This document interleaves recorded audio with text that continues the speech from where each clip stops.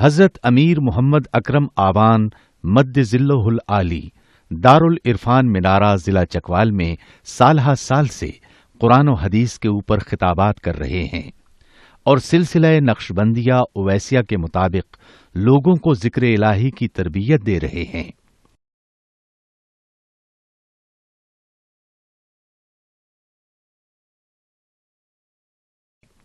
وہ قرآن پاک کی تفسیر ترتیب وار بیان کر رہے ہیں۔ تفسیر قرآن کو وہ موجودہ ملکی اور بین الاقوامی حالات کے مطابق بیان کرتے ہیں۔ موٹر وے سے کلر کہار کے انٹرچینج سے نکلتے ہوئے کلر کہار کی جھیل سے ہوتے ہوئے میانی، بوچھال اور نورپور سے گزرتے ہوئے دارالعرفان منارہ پہنچ سکتے ہیں۔ حضرت امیر محمد اکرم آوان نے بچیوں اور بچوں کی دینی اور دنیاوی تعلیم کے لیے سقارہ اکیڈمی کے نام سے ایک درسگاہ بھی قائم کی ہے۔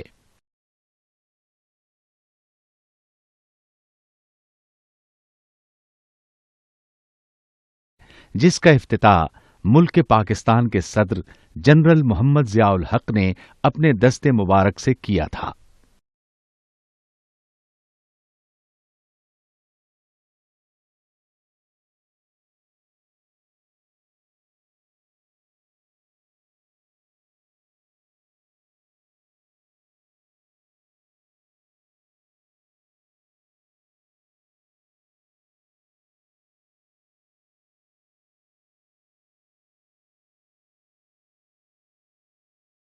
الحمد لله رب العالمين والصلاة والسلام على حبيبه محمد وعلى آله وصحبه أجمعين۔ أعوذ بالله من الشيطان الرجيم، بسم الله الرحمن الرحيم۔ يا أيها الناس اعبدوا ربكم الذي خلقكم والذين من قبلكم لعلكم تتقون، الذي جعل لكم الأرض فراشا والسماء بناء وأنزل من السماء ماء فأخرج به من الثمرات رزقا لكم فلا تجعلوا لله أندادا وأنتم تعلمون۔ اللهم سبحانك لا علم لنا إلا ما علمتنا إنك أنت العليم الحكيم۔ مولاي صل وسلم دائما أبدا على حبيبك من زانت به الأسرور۔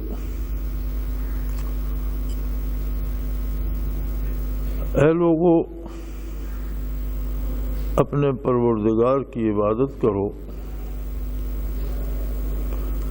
جس نے تمہیں پیدا کیا، تم سے پہلوں کو پیدا کیا، اور اس لیے اس کی عبادت کرو کہ تمہارا اس کے ساتھ ایک ایسا رشتہ قائم ہو جائے کہ تم اس کی ناراضگی سے بچنے کی ہر ممکن کوشش کرنے لگو، تمہیں تقوی نصیب ہو جائے۔ تمہارا وہ پروردگار جس نے تمہارے لیے زمین کو فرش بنا دیا اور آسمان کو چھت، اور اس نے تم پر آسمان سے پانی برسایا، اور اس پانی کی بدولت اس کے ذریعے سے بہترین پھل اور تمہاری غذا کا اہتمام فرمایا، لہذا اس کے مقابلے میں اس جیسا کسی کو مت جانو۔ اور یہ ایسی بات ہے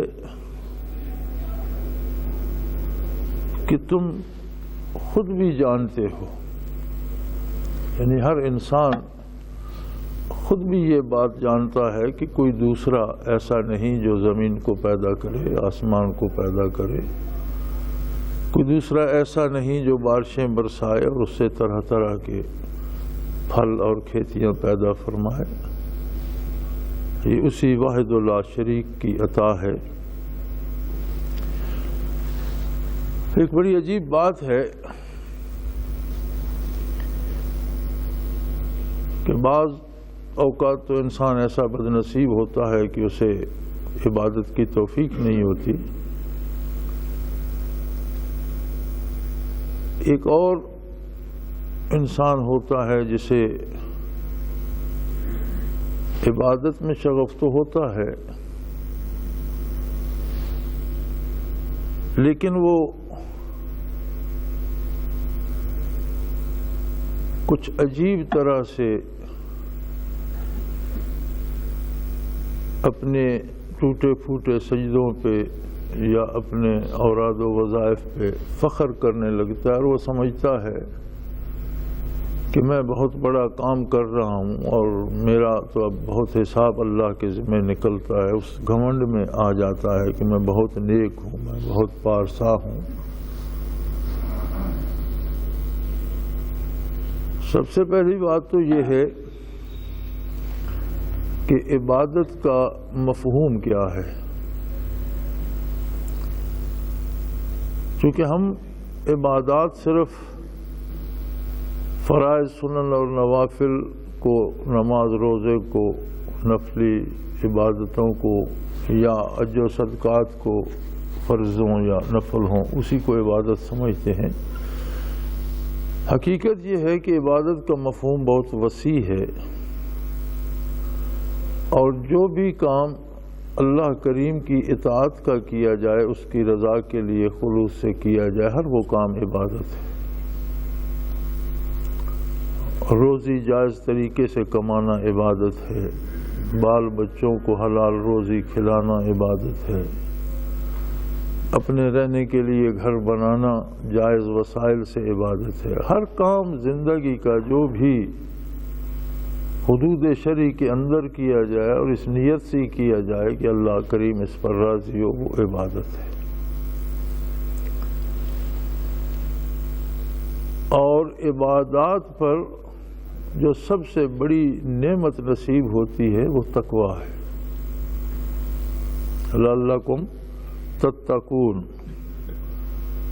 تقویٰ ایک ایسا رشتہ ہے کہ بندے کا اللہ کریم سے ایسا تعلق پیدا ہو جائے، اسے ایسا احساس اس کے دل میں پیدا ہو جائے کہ میرا پروردگار ہر آن ہر وقت میرے ساتھ ہے، میری ہر حرکت کو دیکھتا ہے، میری ہر بات کو سنتا ہے، اور ہر لمحے میری دستگیری فرماتا ہے، ہر دکھ میں میری مدد فرماتا ہے، ہر سکھ مجھے وہی عطا فرماتا ہے۔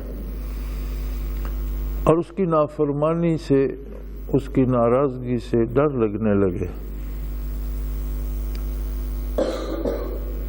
جہاں تک عبادات کی اجرت کا تعلق ہے، جس پہ آدمی کو بڑا گھمنڈ ہو جاتا ہے کہ میں نے اتنے نفلیں پڑھیں، اتنے نمازیں پڑھیں، اتنے روزے رکھے، میں بہت پارسا ہوں، تو فرمایا عبادات کی مزدوری تم پہلے لے چکے ہو، وہ تمہیں اتنا عطا کر چکا ہے کہ اگر تمہیں ہزاروں برس بھی زندگی نصیب ہو اور ہر پل عبادت میں گزار دو تو تم اس نے جو کچھ عطا کیا ہے اس کا صرف شکر تک ادا نہیں کر سکتے۔ اور پھر عبادت کی توفیق پھر اس کی عطا ہے، اس کا احسان ہے کہ اس نے تمہیں یہ توفیق بخشی کہ تم اس کی عبادت کرتے ہو، یہ پھر اس کا احسان ہے۔ تو بخشش عبادات پہ نہیں ہے کہ ہم نے نمازیں بہت پڑھی تو ہماری بخشش یقینی ہو گئی، بخشش اس کے کرم پر ہے۔ اور اس نے اعلان فرما دیا کہ اگر کسی کا خاتمہ کفر و شرک پر ہوگا تو اس کی بخشش قطعی نہیں ہوگی، لیکن ایمان پر جو بھی مرتا ہے وہ قادر ہے کہ اسے ساری سزائیں معاف کر دے اور بخش دے، اس کی اپنی مرضی کہ کس کو کتنا دیتا ہے۔ سارے گناہ معاف کر دے تو کوئی اس کی رحمت کو روک نہیں سکتا۔ اور انسان کسی بھی حال میں اس بات پہ فخر نہیں کر سکتا کہ میں نے بہت عبادتیں کی، میں نے بہت محنتیں کی، لہذا میرا بہت کچھ اللہ کی طرف نکلتا ہے، بلکہ اللہ کریم کے احسانات پہلے سے اس پر اتنے ہیں۔ الذی خلقکم، وہ تو وہ ہے جس نے تمہیں پیدا کیا، جس نے تمہیں عقل دی، شعور دیا، جس نے تمہیں احساس دیا، جس نے تمہیں دست و بازو دیے، جس نے تمہاری غذا کا اہتمام فرمایا، جس نے تمہیں زندگی جیسی نعمت دی، اور جس نے تمہیں توفیق عبادت، یہ سب کچھ تو آپ پہلے لے چکے ہو اللہ کریم سے۔ انسان کو جو نعمتیں عطا کی گئی ہیں، ایک ایک نعمت کا بدل نہیں ہو سکتا۔ اگر اسے ہزاروں برس بھی عمر ملے اور ہر پل عبادت میں گزار دے تو کسی ایک نعمت کا شکر ادا کرنے سے بھی قاصر رہ جاتا ہے۔ نظر کی نعمت عطا فرمائی، سننے کی قوت عطا فرمائی، اور ایسا عجیب و غریب نظام عطا فرمایا، فضائیں تمہارے لیے مسخر کر دی، کائنات کو تمہاری خدمت پہ معمور کر دیا۔ وَخَلَقَ لَكُم مَّا فِي الْأَرْضِ جَمِيعًا، روئے زمین پر بے شمار نعمتیں تمہارے لیے بکھیر دی۔ تم جو کھاتے ہو، جو پیتے ہو، جو استعمال کرتے ہو، جس پہ سواری کرتے ہو، جہاں سانس لیتے ہو، جو ہوا استعمال کرتے ہو، جو روشنی تم تک پہنچتی ہے، یعنی کس کس نعمت کو گنو گے؟ انسانی وجود کی ایسی عجیب مشینری ہے کہ یہ ساری چیزیں اسے یک وقت چاہیے، اور جب تک زندہ ہے تب تک چاہیے، کسی ایک دن کے لیے نہیں۔ اور وہ ایسا کریم ہے کہ ہر ایک کو اس کا حصہ ہر جگہ پہنچا رہا ہے۔ تو اس کے پہلے سے انسان پر اتنے احسانات ہیں کہ جتنی بھی عبادتیں کرتا چلا جائے تو وہ اس کا شکر بھی ادا کرنے سے قاصر رہ جاتا ہے، چونکہ اس کی عطایا بے حساب ہے۔ اور پھر عبادت کرنے کی توفیق بھی تو اسی کی عطا ہے۔ حاصل عبادت کا یہ ہوتا ہے، اور یہ بہت بڑی بات ہے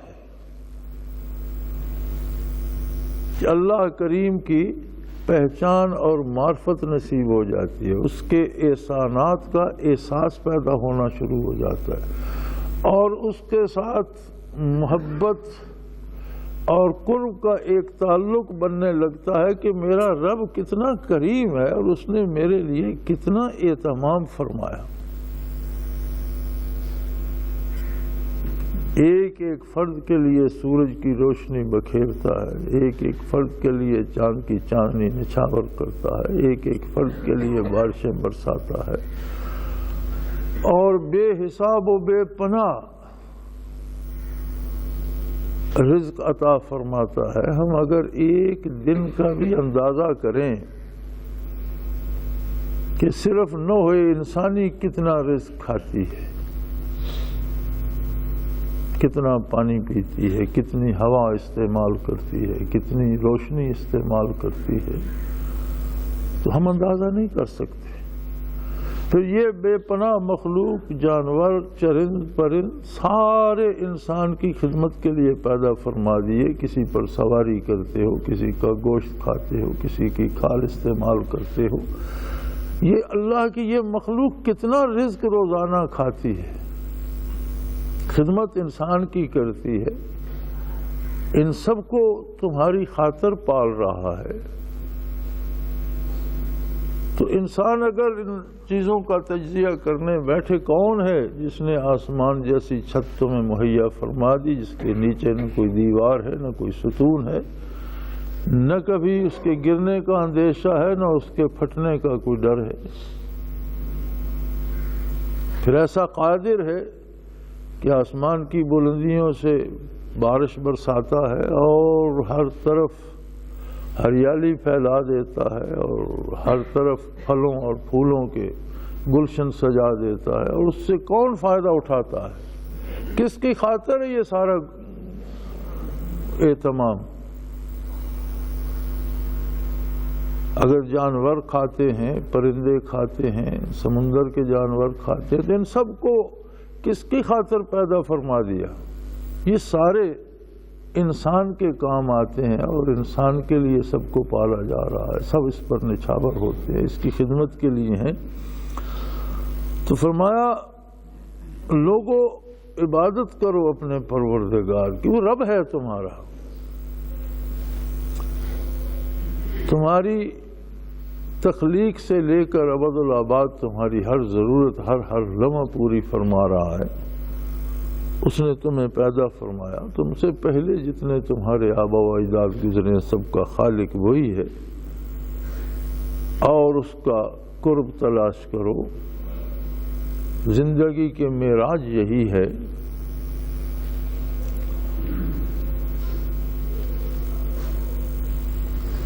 حدیث قدسی ہے، کنت کنزا مخفیا فاحببت ان اعرف فخلقت الخلق، کہ میں ایک ایسی شان رکھتا تھا جیسے کوئی پوشیدہ خزانہ ہو، میری مخلوق میں سے کسی کو جرت نہیں تھی کہ وہ میرے جمال جہاں آرا کی طرف نظر اٹھا کر دیکھتا۔ میری مخلوق میرے حکم کی تابع تھی، میری ذات، میری عظمت، میری شان اور میری ذات سے تعلق استوار کرنے کا کوئی سوچ بھی نہیں سکتا تھا۔ فَأَحْبَبْتُ أَنْ أُعْرَفَ، پھر میری ذات کو یہ بات پسند آئی کہ کوئی تو میرا جاننے والا بھی ہونا چاہیے، اس ساری مخلوق میں کوئی تو ایسا ہو جس کا تعلق ہو میرے ساتھ محبت کا، الفت کا، جو میرے لیے تڑپے، جو میرے لیے بے قرار ہو، جو میرے جمال کا منتظر ہو، جو میرے قرب کا متقاضی ہو، جو مجھے دیکھنا چاہے، جو مجھ سے بات کرنا چاہے، جو میرے ہجر میں تڑپے، جو میرے وصال کے لیے بے قرار ہو، کوئی تو ایسا بھی ہونا چاہیے۔ تو اس کے لیے میں نے اس مخلوق کو، نوع انسانی کو بنا دیا۔ ساری مخلوق میں بنی نوع انسان میں نبوت عطا فرمائی، اور نبوت ہی وہ عظیم دروازہ ہے جس سے معرفت الہی کے سوتے پھوٹتے ہیں، اور بندے کو یہ جرت نصیب ہوتی ہے نبی کے طفیل، انبیاء علیہ السلام کے طفیل، کہ وہ اللہ کا طالب بن جاتا ہے، وہ اللہ کا قرب چاہتا ہے، وہ اللہ کا وصال چاہتا ہے، وہ اس کی دوری سے گھبراتا ہے۔ تو ایک ایسی بہترین مخلوق پیدا فرمائی جس کی خدمت میں ساری کائنات کو لگا دیا۔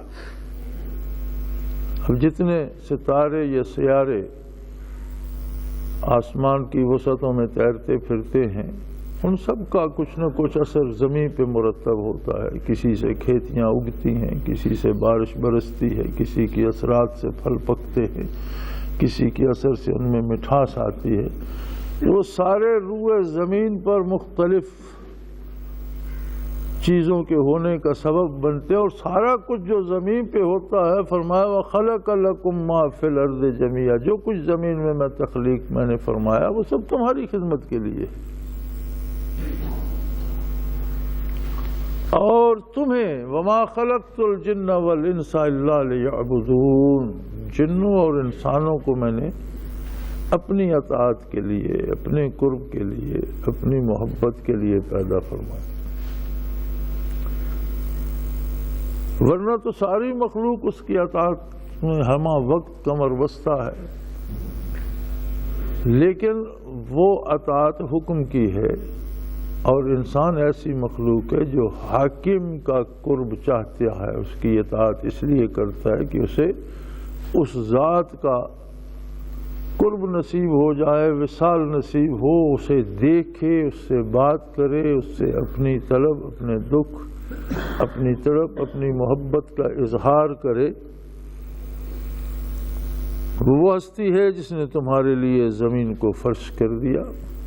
کیسا عجیب فرش ہے کہ انسان جو کچھ کرتا ہے اسے وہ سمو لیتا ہے۔ ہم بستیوں کی بستیاں جلا دیتے ہیں، زمین اسے ڈھانپ لیتی ہے۔ ہم بے شمار غلاظتیں پھیلاتے ہیں، زمین ان سب کو سنبھالے تھی، اس کے بدلے میں ہمیں بہترین اور خوبصورت رزق عطا کرتی۔ آج تک کے دنیا سے گزرنے والے لوگوں کو دیکھو، اگر زمین اپنا سینہ فراخ کر کے نہ سماتی تو کسی کے لیے سانس تک لینا آج کے دور میں ممکن نہ ہوتا۔ سب کچھ سنبھال لیتی ہے، اتنی نرم ہے کہ آپ اسے سوئی سے کھودنا شروع کر دیں تو کھودتے چلے جائیں گے، لیکن اتنی مضبوط ہے کہ سینکڑوں منزلہ عمارت اس کے سینے پہ کھڑی کر دو تو اٹھا کے کھڑی۔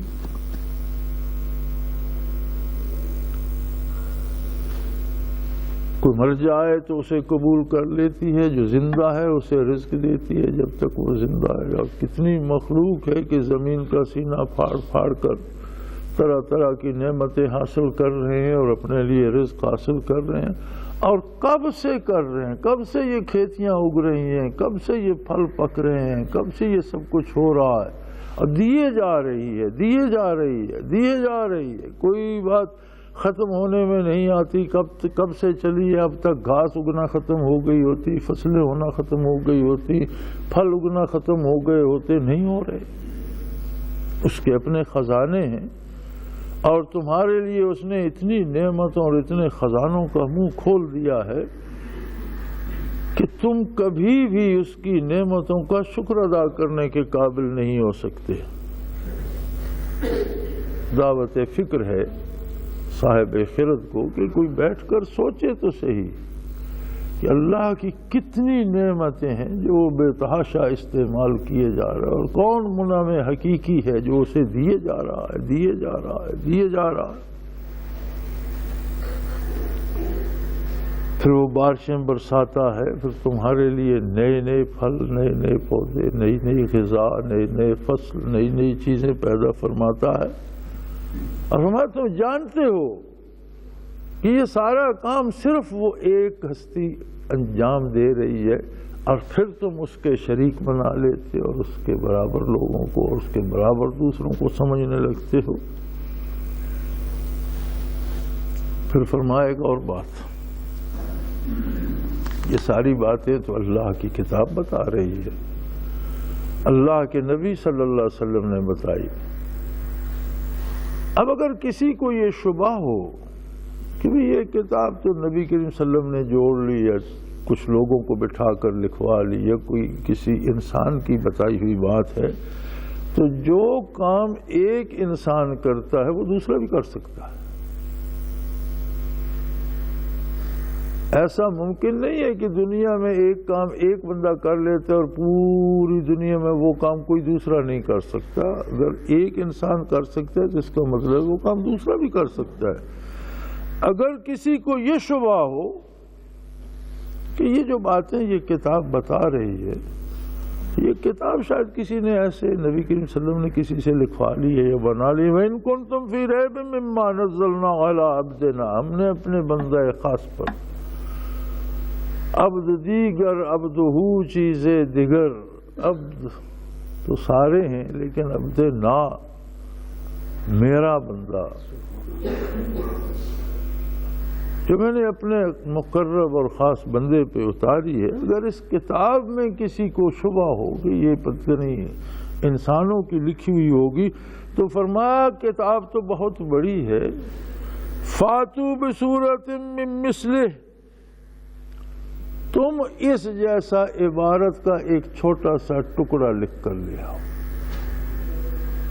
اور صرف تم اکیلے نہیں، وَادْعُوا شُهَدَاءَكُمْ مِن دُونِ اللَّهِ، اللہ کے سوا جتنے تمہارے حمایتی ہیں منکرین کے، جو بھی تمہاری حمایت کرتا ہے، اس میں کوئی بہت بڑا فلسفی ہے، کوئی بہت بڑا ادیب ہے، کوئی بہت بڑا دانشور ہے، کوئی بہت بڑا پڑھا لکھا، سب کو اکٹھا کر لو، اور کوئی ایک چھوٹا سا ٹکڑا عبارت کا ایسا تم بھی لکھ لاؤ جس میں یہ روانی بھی ہو، جس میں یہ حقائق بھی ہوں، جس میں یہ کیفیات بھی ہوں، اور جو ظاہری اعتبار سے بھی اتنا ہی خوبصورت ہو اور جو اپنے اثرات کے اعتبار سے بھی اتنا ہی خوبصورت ہو. اور یہ چیلنج تب سے لے کر اپنے نزول سے لے کر آج تک قرآن کریم میں ویسا ہی موجود ہے. دنیا میں بڑے بڑے عربی دان، اس زمانے میں بھی عرب بڑے بڑے فاضل، بڑے بڑے ادیب تھے، بلکہ عرب میں تو ادب کا یہ مشغلہ تھا کہ انہوں نے دوسری دنیا کو عجم کہا، یعنی دوسرے لوگ تو بے زبان ہیں، زبان سے واقف تو اہل عرب ہی ہیں. اور اس قدر زبان دانی تھی، اگرچہ لکھنا پڑھنا کم جانتے تھے لیکن زبان سے اس طرح واقف تھے کہ بات بات پہ غلام اور کنیزیں بھی شعر کہہ دیتے تھے. آقا نے اگر حکم شعر کی صورت میں دے دیا تو غلام جواب شعر کی صورت میں. آج تک وہ شعر جو ہیں وہ مثالی ہے اور ادب کا خزانہ ہے. فرمایا سارے ادیب، سارے شاعر، سارے دانشور جو بھی اللہ کے علاوہ تمہارا حمایتی ہے، سب کو اکٹھا کر لو اور اس کے مقابلے کا ایک چھوٹا سا ٹکڑا تو بنا کر لے آؤ. کیسی عجیب بات ہے کہ نہ اس زمانے میں کوئی لکھ سکا اور نہ یہ دعویٰ، جھوٹا دعویٰ بھی کوئی نہیں کر سکے جو میں نے لکھا ہے یہ قرآن جیسا ہے، اور نہ آج تک کوئی دعویٰ کر سکا اور نہ کوئی لکھ کر بنا سکا. کیسی قدرت الہیہ ہے اور کتنا بڑا معجزہ ہے قرآن کریم کا. کم از کم میری نظر سے یہ بات نہیں گزری، میں نے کسی عالم سے، کسی لکھنے والے سے، کسی ادیب سے نہ کسی کتاب میں پڑھی ہے نہ کسی سے سنی ہے کہ کسی نے دنیا میں غلط دعویٰ بھی کیا ہو کہ یہ جو میں نے جملے لکھے ہیں یہ ویسے ہیں جیسا قرآن ہے. کسی کو جرأت نہیں.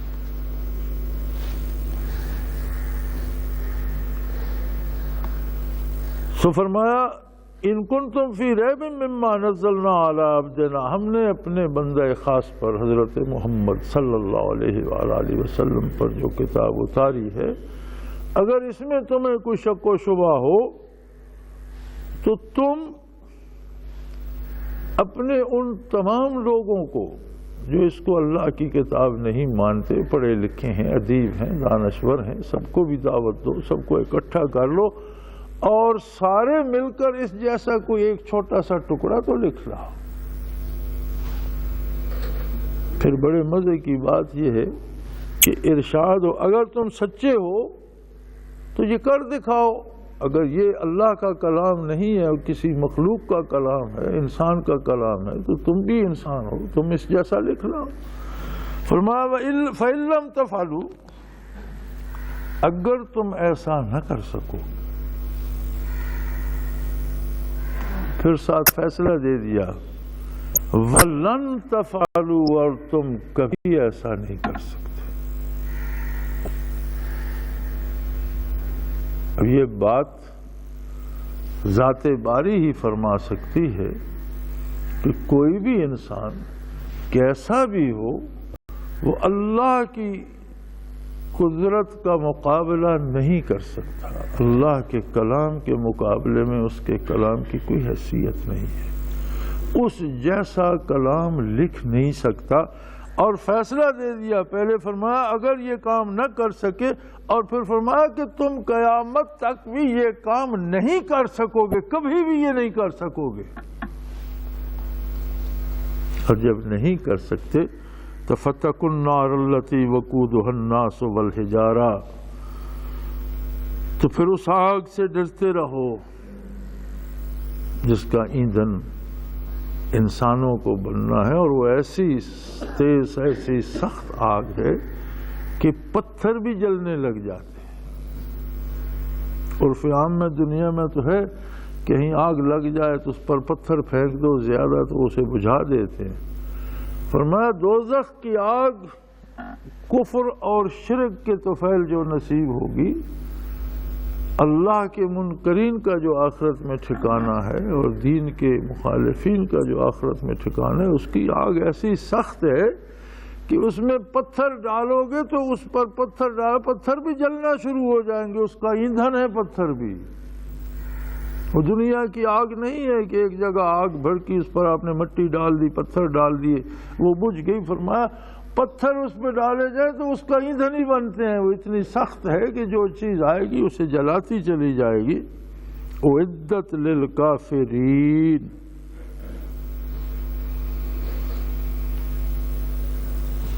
جو کافروں کے لیے تیار کی گئی ہے۔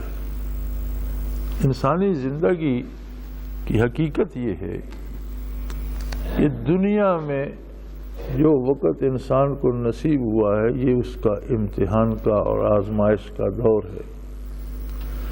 اللہ کریم نے مہربانی فرمائی، انبیاء مبعوث فرمائے، کتابیں نازل فرمائی، اور پھر آقا نامدار صلی اللہ علیہ وآلہ وسلم نے انبیاء کے سلسلے کو مکمل فرما دیا، اور ایک ایسا نبی مبعوث ہوا جس کے بعد کسی نئے نبی کی ضرورت باقی نہیں۔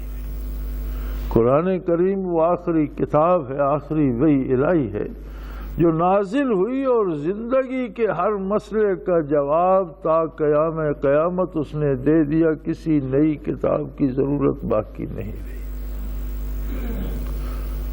اب نسل انسانی ہے اور اس کے سامنے اللہ کا رسول صلی اللہ علیہ وآلہ وسلم ہے، اور اللہ کی کتاب ہے جس نے اللہ کے حبیب صلی اللہ علیہ وسلم پر ایمان اور یقین رکھا اور دامان نبوت سے وابستہ ہو گیا، اور اللہ کی کتاب کو اللہ کی کتاب مان کر اپنی زندگی کو سانچے میں ڈھال لیا۔ وہ اس دنیا سے کامیاب ہوا۔ موت زندگی کا خاتمہ نہیں ہے بلکہ حقیقی زندگی کی ابتدا ہے، یعنی عرصہ آزمائش ختم ہو گیا، اب موت نے اس کا عمل منقطع کر دیا، اس سے عمل کی ضرورت نہیں ہے۔ اب جو کچھ دنیا میں اس نے کمایا اس کے نتائج اسے نصیب ہوں گے۔ برزخ ایک انتظار گاہ ہے جہاں وہ قیام قیامت کا انتظار کرتا ہے، اور برزخ میں بھی ہر ایک اپنی حیثیت کے مطابق رہتے ہیں۔ آپ دنیا میں دیکھتے ہیں ایک نظام ہے، ایک آدمی پہ الزام لگتا ہے اسے حوالات دے دیتے ہیں، تو حوالات بھی ایک جیل ہی کا نمونہ ہے،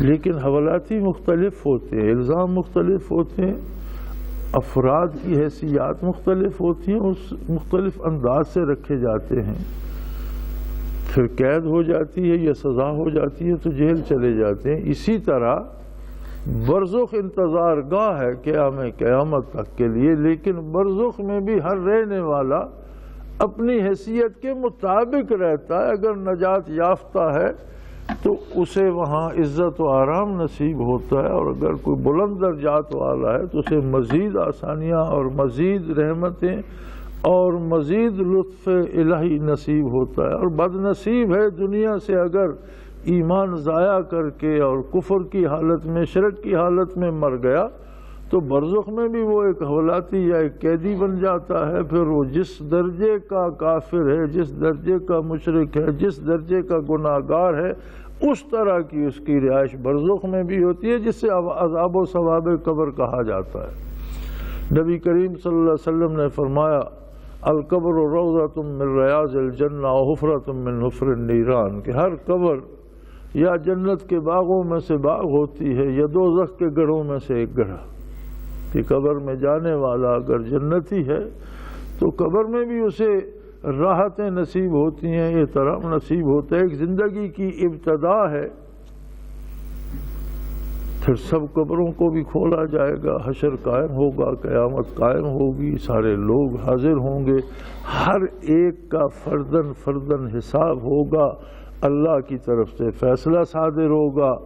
جو کامیاب ہیں وہ اللہ کی جنت ان کی جائے رہائش ہے، اور قرب الہی ان کا اجر ہے، اور وصال الہی ان کا بدلہ ہے، دیدار الہی ان کو نصیب ہوگا، اللہ سے ہم کلام ہونا اور ہم سخن ہونا ان کی قسمت میں ہوگا۔ اور جو بد نصیب کفر و شرک کی نظر ہو گئے اور زندگی ضائع کر کے برزخ میں بھی تکلیفیں اٹھائیں گے، میدان حشر میں بھی رسوا ہوں گے، اور اس کے مقابلے میں اللہ نے جہنم بنا دیا ہے جس میں انہیں جھونک دیا جائے گا، اور اس کے بعد موت نہیں ہے، زندگی ابدی ہے۔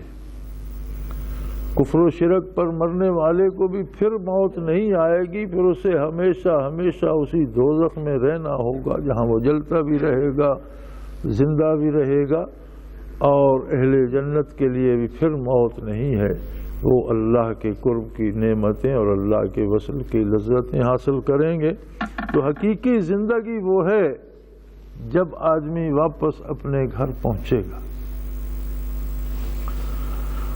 سو اس کے لیے ارشاد فرمایا جا رہا ہے وَبَشِّرِ الَّذِينَ آمَنُوا وَعَمِلُوا الصَّالِحَاتِ أَنَّ لَهُمْ جَنَّاتٍ تَجْرِي مِن تَحْتِهَا الْأَنْهَارُ۔ جہنم کافروں کے لیے بھڑکایا گیا ہے، اور جنہیں ایمان اور عمل صالح نصیب ہوتا ہے۔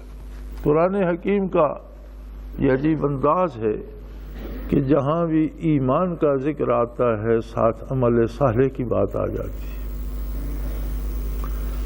عمل صالح کسے کہتے ہیں اور عمل میں صلاحیت کس بات سے پیدا ہوتی ہے؟ زندگی میں ہم اپنے گرد بے شمار لوگوں کو دیکھتے ہیں، ان کی آراء مختلف ہوتی ہیں۔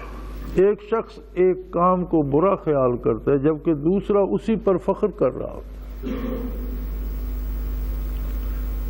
ہم کہتے ہیں کہ مغرب میں بے حیائی بہت ہے، مغرب والے کہتے ہیں کہ تم بڑے پسماندہ لوگ ہو، ہم ترقی یافتہ لوگ ہیں، وہ اس سے بے حیائی نہیں، اسے اپنی تہذیب سمجھ، اس پہ فخر کرتے ہیں۔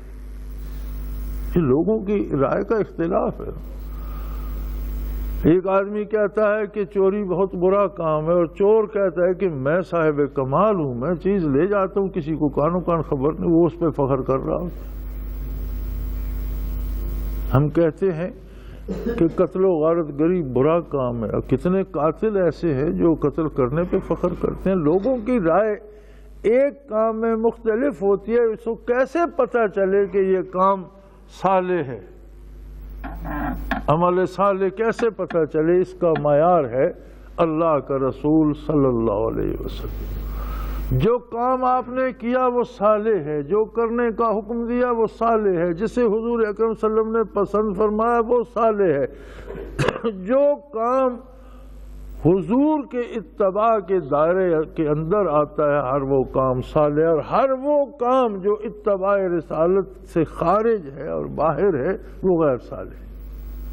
اور ایمان کا تقاضا یہ ہے وَبَشِّرِ الَّذِينَ آمَنُوا، بشارت دیجئے، خوشخبری دیجئے ان لوگوں کو جو ایمان لائے، وَعَمِلُوا الصَّالِحَاتِ، اور انہوں نے اپنے اعمال کی اصلاح کر لی اور عمل صالح اختیار کر لیا، ان کے لیے اللہ نے جنت تیار کی ہے، باغات تیار کی ہیں، تجری من تحتہا الانہار، وہ ایسی جنت ہے اللہ کی۔ دنیا کے باغ ہوتے ہیں یہ نہروں کے تابع ہیں، پانی کے تابع ہیں، جہاں پانی پہنچ سکتا ہے وہاں باغ لگایا جاتا ہے، جہاں پانی نہیں پہنچ سکتا وہاں باغ نہیں لگتا۔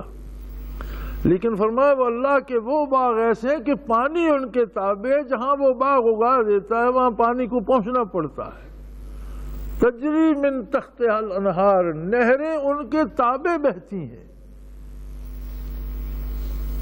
ایسی قدرت الہیہ ہے، اور جنت ایسی جگہ ہے کہ جہاں باغ لگا دیا جاتا ہے پانی کو وہاں پہنچنا پڑتا ہے، اور دنیا میں جہاں پانی پہنچتا ہے وہاں باغ لگ سکتا ہے۔ دنیا کے باغ نہروں کے تابع ہیں اور جنت کی نہریں باغوں کے تابع، یعنی ایسی خوبصورت جگہ ہے جس کا انسان تصور نہیں کر سکتا۔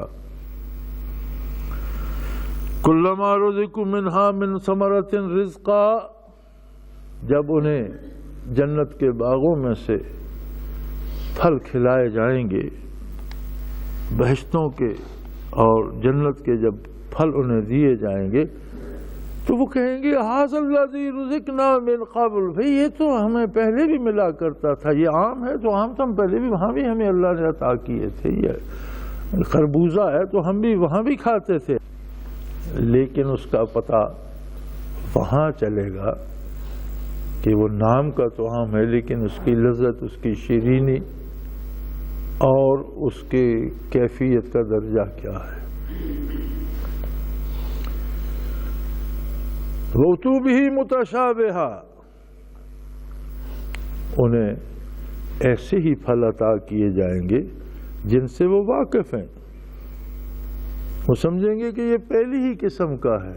اچھا، ایک اور عجیب بات جس کا حدیث شریف میں ذکر ملتا ہے، جس کا مفہوم کچھ اس طرح سے ہے کہ جنت کا ایک پھل عطا ہوتا ہے. ایک درخت سے ایک پھل آدمی نے لیا، اب اس نے کھایا، بہت لذیذ تھا. اسی درخت سے وہی پھل دوسری دفعہ اس کی خدمت میں پیش کیا گیا تو وہ کہے گا بھی یہ تو وہی پھل ہے، میں بھی کھا چکا ہوں. لیکن جب دوسرا کھائے گا تو اس کی لذت پہلے سے کئی گنا زیادہ اور مختلف ہوگی. اگر تیسرا پھل اسی درخت سے توڑے گا تو وہ دوسرے سے زیادہ لذیذ اور اس کی لذت اور انداز کی صورتاً متشابہ ہوں گے، لیکن اپنی لذت اپنی فرد کے حساب سے جوں جوں اس میں زیادتی ہوتی جائے گی اور بڑھوتری ہوتی چلی جائے گی. وَلَهُمْ فِيهَا أَزْوَاجٌ مُطَّهَّرَةٌ، اور بہشت میں ان کے لیے بیویاں ہوں گی پاک اور صاف. ہم فیہا خالدون، اور وہ وہاں ہمیشہ رہے گی. وَلَهُمْ فِيهَا أَزْوَاجٌ مُطَّهَّرَةٌ، ان کے لیے وہاں بیویاں پاک اور صاف، محبت کرنے والی، پیار کرنے والی، خدمت کرنے والی، ہر طرح سے خوش رکھنے والی ہوں گی. اب اس میں ضروری نہیں ہے کہ ایک مخلوق جو اللہ نے پیدا فرمائی، جو جنتی میں پیدا فرمائی، جسے حور کہا جاتا ہے، وہ بھی اللہ اپنے بندوں کو عطا کرے گا. لیکن ایک بات کہ جو خواتین دنیا میں پیدا ہوئیں، نسل انسانی سے پیدا ہوئیں، اور پھر جنہیں ایمان نصیب ہوا اللہ کے ساتھ، اللہ کے نبی کے ساتھ، پھر جو مکلف ٹھہری شریعت اسلامیہ کی، اور جنہوں نے زندگی ایمان اور عمل صالح کے ساتھ گزاری، انہیں بھی اللہ آخرت میں وہ حسن عطا کرے گا کہ چاند اور سورج ان کے حسن کے سامنے شرما جائے. ان کے دلوں کو اس محبت اور اس کیفیت سے بھر دے گا کہ جس سے کوئی کسی قسم کی بے لطفی پیدا نہ ہو. اور جو عورتیں دنیا میں شرعی مکلف ہیں، ان کے درجات کو وہ مخلوق نہیں پہنچ سکتی جو جنت میں ہی پیدا کی گئی. سب سے اعلیٰ درجات ان خواتین کے ہوں گے جو دنیا میں نسل انسانی سے آئیں. جنت کی مخلوق جو حوریں ہوں گی وہ خادمائیں ہوں گی، مومنین کی بھی، مومن مردوں کی بھی، مومن عورتوں کی بھی. ان کی حیثیت ان خواتین کے برابر نہیں ہو سکتی جو دنیا میں مکلف تھی. لاکھوں کروڑوں حوریں ہوں، امہات المومنین اور ازواج مطہرات کے نقش کف پا سے بھی نہیں مل سکتی، جنہیں محمد الرسول اللہ کا دامن دنیا میں نصیب ہوا اور جو مکلف شرعی ٹھہری، ان کے نقش کف پا سے مل سکتی ہیں، ان کی گرد پا کے برابر بھی نہیں. سو جنت کی حوریں خادم ہوں گی، اور وہ خادمائیں ہوں گی مومنین کی بھی اور مومنات کی بھی. اصل مقام و مرتبہ انہی خواتین کو نصیب ہوگا جو دنیا میں پیدا ہوئیں، نسل انسانی سے پیدا ہوئیں، جنہوں نے دامان محمد الرسول اللہ کو تھاما، جنہوں نے دنیا میں اللہ کی عبادت کی، جنہوں نے دنیا میں اپنی زندگی کو شریعت کے مطابق ڈھالا. اگر بتقاضائے انسانی دنیا میں ان میں کسی کے مزاج میں سختی ہے یا کسی کی مزاج میں کچھ اور ایسی بات ہے کہ بدمزگی بھی پیدا ہو جاتی ہے، تو اللہ کریم فرماتے ہیں کہ وہاں وہ بات نہیں ہوگی. ہر ایک کو جوانی عطا ہوگی، ہر ایک کو وہ حسن عطا ہوگا کہ چاند اور سورج بھی اسے دیکھ کر شرما جائیں. مومنین کو بھی عطا ہوگا. جنت میں نہ کوئی بچہ ہوگا نہ کوئی بوڑھا ہوگا، سب کو جوانی اور ہمیشہ کی جوانی عطا ہوگی. اسی طرح خواتین کو بھی جوانی عطا ہوگی، حسن صورت بھی عطا ہوگا، حسن سیرت بھی عطا ہوگا. تو یہاں لہم فیہا ازواج مطہرہ سے صرف یہ مراد نہیں کہ جنت کی حوریں انہیں عطا ہوں گی، بلکہ ازواج مطہرہ عطا ہوں گی. دنیا کی بیویاں جنت کی مخلوق سے افضل ہوں گی، تو جنت کی مخلوق جو عطا ہوگی خادماؤں کی حیثیت سے عطا ہوگی. ان کے بارے بھی نبی کریم صلی اللہ علیہ وسلم کا ارشاد عالی ہے کہ جنت کی اگر ایک حور آسمان سے ایک ہتھیلی اس طرح ظاہر کر دے تو سورج کی روشنی مان پڑ جائے۔ اگر خادماؤں کا یہ عالم ہوگا تو جو دنیا سے خواتین جنہیں جنت نصیب ہوگی ان کے حسن کا کیا عالم ہوگا؟ یہ ان سے تو بہت افضل، بہت بڑھ کر ہوں گی۔ یہ وہ ہوں گی جنہوں نے زندگی دامان محمد الرسول اللہ سے پیوست ہو کر گزار دی، جنہوں نے دکھ سہے دنیا کی، جنہوں نے تکلیفیں سہیں، جنہوں نے گرم و سرد زمانہ برداشت کیا اور دامان پیغمبر صلی اللہ علیہ وسلم کو نہ چھوڑا۔ عظمت ان لوگوں کے لیے ہے، وہ مرد ہیں یا عورتیں، جنہوں نے دنیا کے اس دار حیات میں دامان پیغمبر صلی اللہ علیہ وسلم کو نہ چھوڑا، اپنے مقدور بھر اطاعت کی کوشش کرتے رہے۔ آدمی چاہے بھی تو وہ 100% نہیں کر سکتا، اس میں اتنی ہمت ہی نہیں ہے کہ اللہ کی عطاؤں کا شکر پورا ادا کر سکے۔ ہاں، اسے یہ احساس رہے اور مقدور بھر کوشش کرتا رہے، پھر بخشش اس کی عطا پر ہے۔ وہ قادر ہے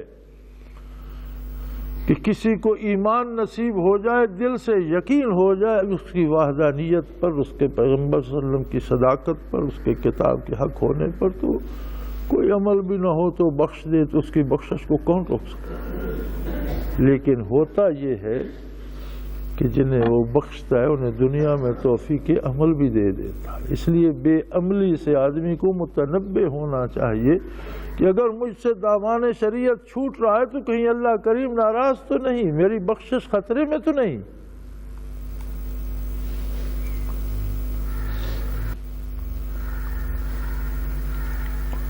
اللہ کریم ہماری خطاؤں سے درگزر فرمائے، ہمیں توفیق عمل عطا کرے اور ہمارے ٹوٹے پھوٹے عملوں کو شرف قبولیت عطا کرے، دنیا اور آخرت کی رسوائی سے اپنی پناہ میں رکھے۔ وآخر دعوانا ان الحمدللہ رب العالمین۔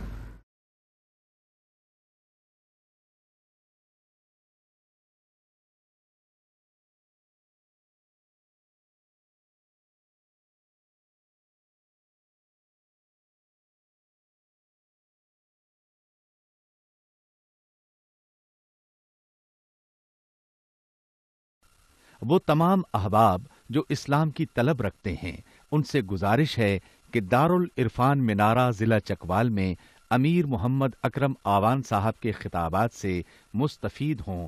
وہ ہر جمعے کو نماز سے پہلے بیان فرماتے ہیں۔ ہر ماہ کی پہلی اتوار کو ماہانہ اجتماع ہوتا ہے جس میں آپ خصوصی خطاب فرماتے ہیں اور پاکستان کے چاروں صوبوں سے احباب اس اجتماع میں شرکت کرتے ہیں۔ اس کے علاوہ یہاں سال میں 2 مرکزی اجتماعات بھی ہوتے ہیں، ایک رمضان المبارک میں اعتکاف کا اجتماع اور دوسرا جولائی اور اگست میں 40 دن کا اجتماع ہوتا ہے جس میں روحانی تربیت کی جاتی ہے۔ اپنا خون سیماب دے کر اتنا ہم کر جائیں گے، نام آقا کا چمن میں پھر رقم کر جائیں گے۔